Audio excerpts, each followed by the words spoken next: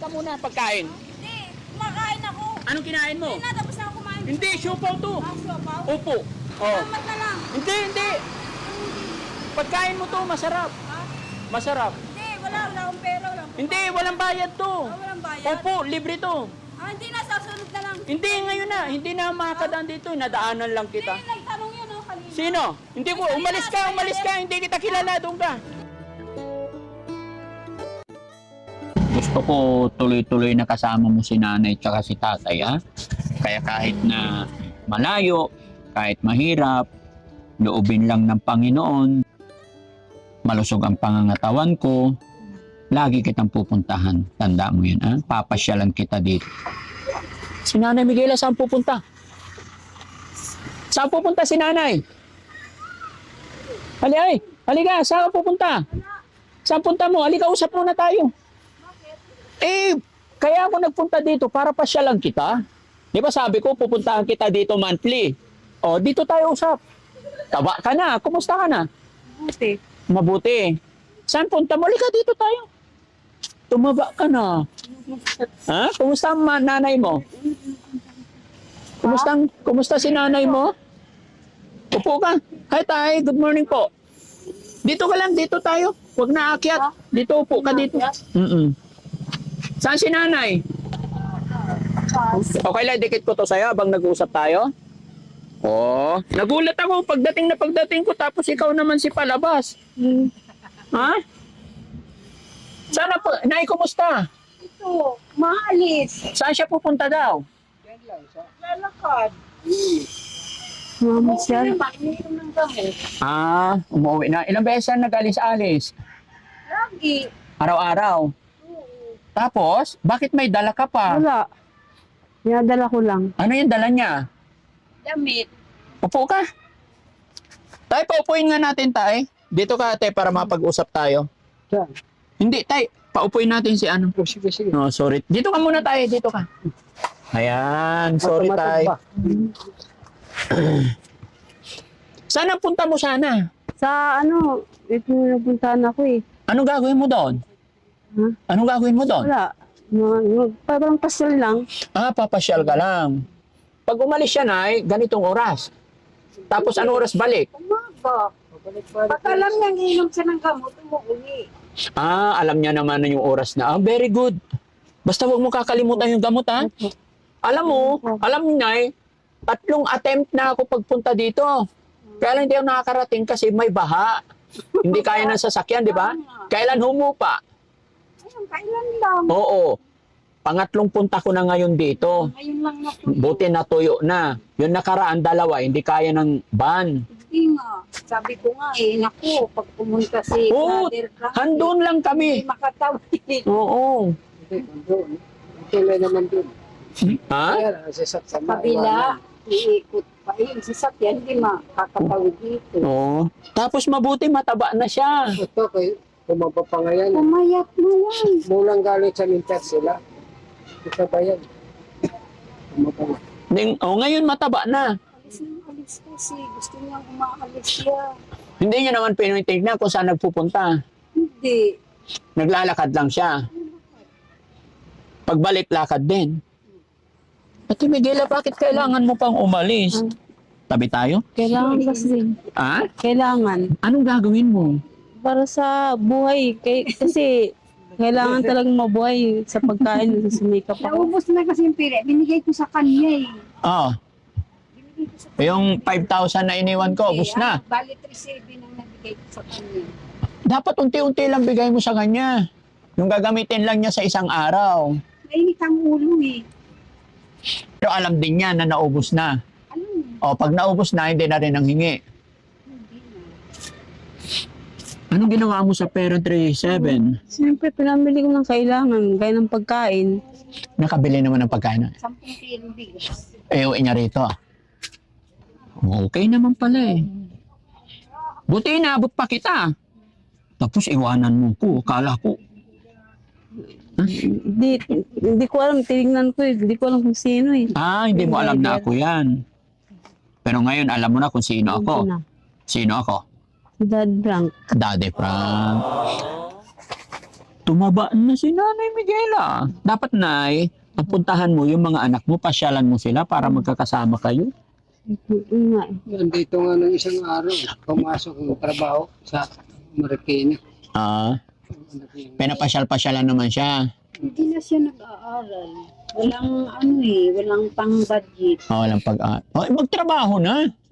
Nakapag-aral Sa naman. bahay lang. Oo. Sa bahay? Sino yun yung nakausap namin?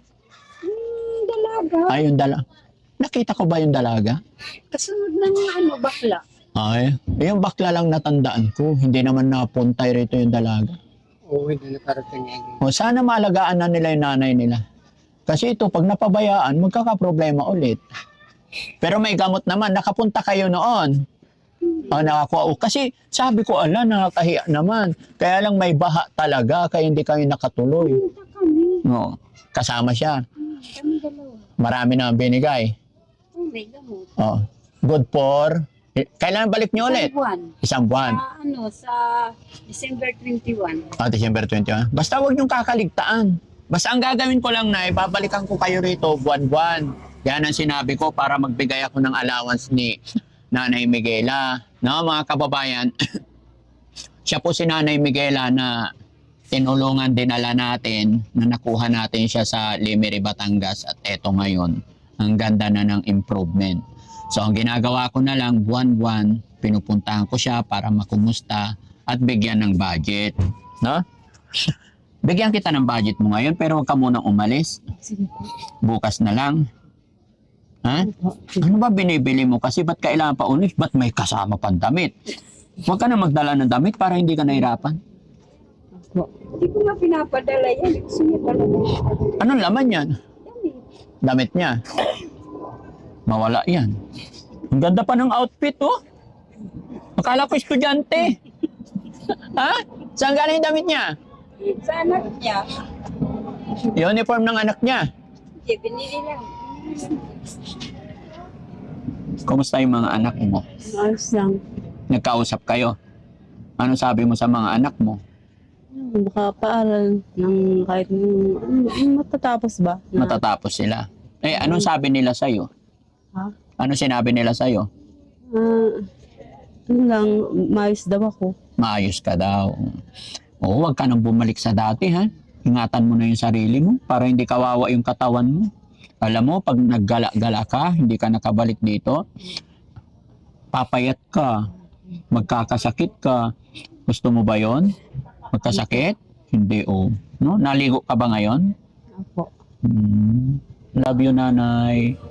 Ayoko nang bumalik ka sa problema.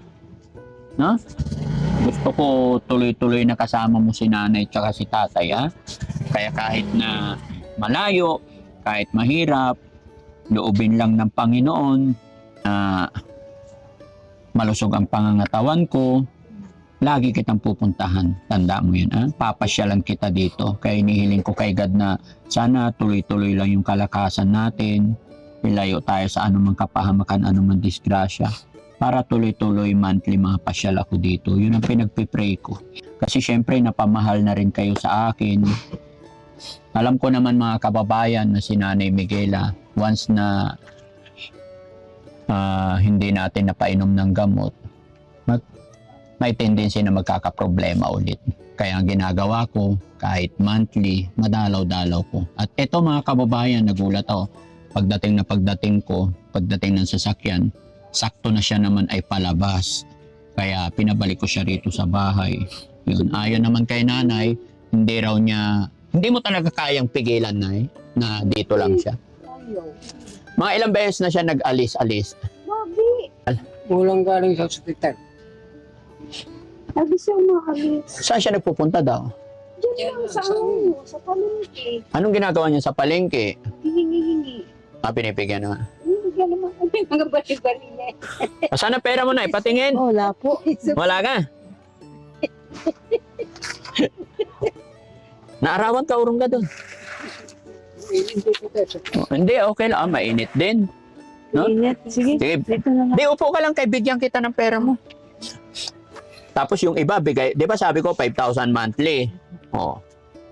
Dapat bigyan kita 500 lang, 4-5 kay Nanay. Ha? Tapos pag wala ka ng pera, hingi ka na lang kay nanay.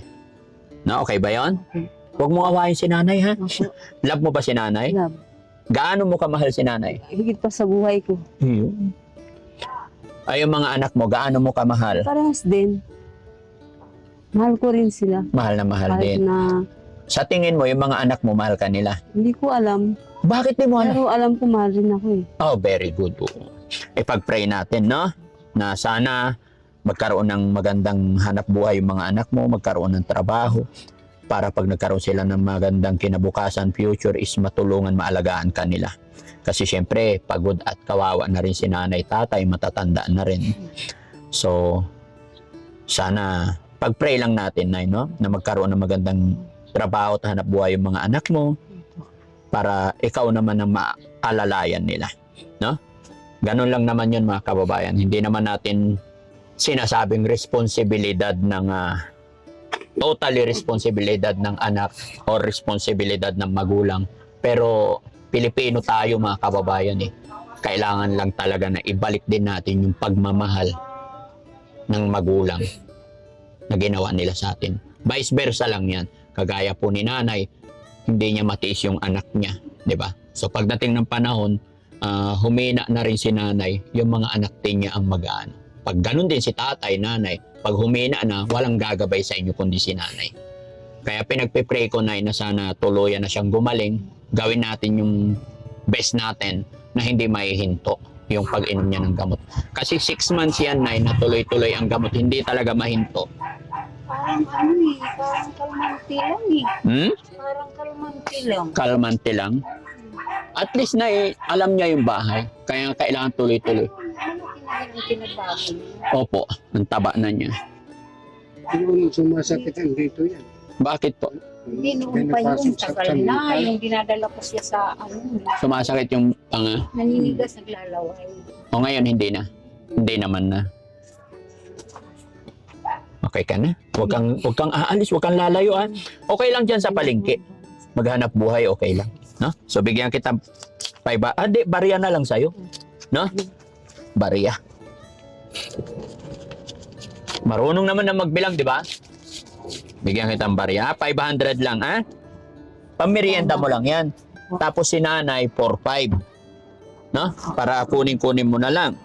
No? Pagka wala ka ng pera. 1, 2, 3, 4, 5. Para may pang ano si nanay. Pambili rin ng bigas, ulam.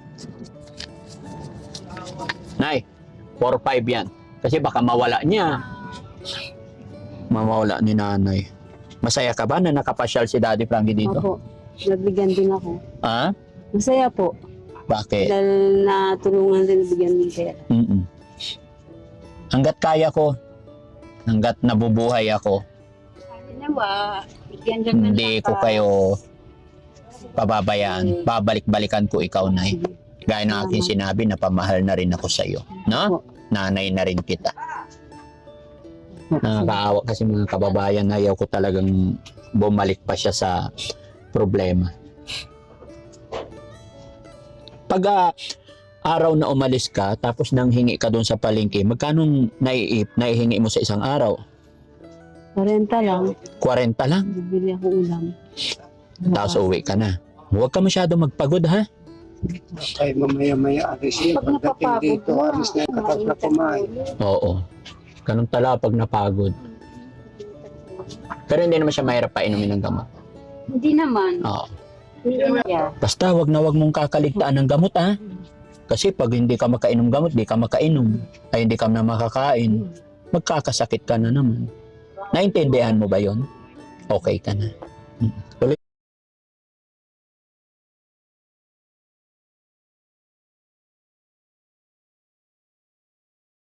Ituloy na.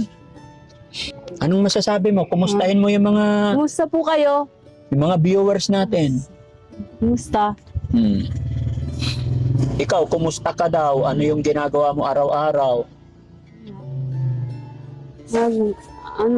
Nagtatrabaho yung tulong-tulong. Tulong-tulong. Nagtatulong din ako yung pinakaman. May bag ka pa talaga. Anong laman ng bag mo? Ha? Anong laman ng bag mo? Wala ang laman. O, anong laman? Kabag ka pa talaga? May bumili ako. Ito. Po. Akala ko doktora eh. Akala ko may pasyente kang pupuntahan kaya nagmamadali kang lumabas eh. Nasa lubong niyo pala. Oo po. Buti pala, maaga-aga kami. Kung hindi ko siya matatagpuan. Hindi. Mamaya pa yan uwi. Oh, Kahit di ko pinapaalis yan. Pumilit talaga siya. pilit talaga. Sa'yo na lang. Ha? Sabi ko, mag-ano lang. Mag-ano lang, baka magkapera ako. Ayan lang, may pera ka. Sige, salamat. Mm-mm. Buhay daw siya. Pagdadating wala naman. Hindi daw siya ulam. Pagdadating walang ulam. Oo, walang ulam lagi inahanap. Papacheck up pa. Magpapa-check up pa. Oh, sa December 21 ulit. Sabi niya, ang daming pera. Hmm? Pa-check up. Mm-mm. Babalik na naman ako dito. Basta monthly andito ako. Na? Okay. Thank you. So, ayan mga kababayan. Sana na-update ko kayo kay Nanay Miguela. Alam ko po kasi mga kababayan, maraming mga viewers natin, mga napamahal na viewers about kay Nanay Miguela. Kaya ito po ang update ko sa inyo at salamat sa Panginoon, nakakapamuhay na siya ng normal. Ayun, yun nga lang, umaalis siya, pupunta daw siya ng palengke araw-araw para mamalimos kasi wala naman ng trabaho si nanay tsaka si tatay. Kaya siguro ganun ang nasa isip niya. Ang hanap buhay nila rito, pangunguha lang ng kangkong. Wala. Binaha. Oh, Binaha. o binaha. Kaya yun, siguro naisip niya na yung hirap ng buhay, kaya lumalabas talaga. Pero mga kababayan, hilingin ko na lang sa inyo na ipag-pray lang natin si Nanay Miguela na tuloy-tuloy na ang kanyang paggaling. Masaya ako na inaabot kita, Nay. Masaya ako na nakikita ko yung improvement mo. Kasi yung mga ganitong pasyente, mga kababayan, is talagang tuloy-tuloy na po ang gamutan. No?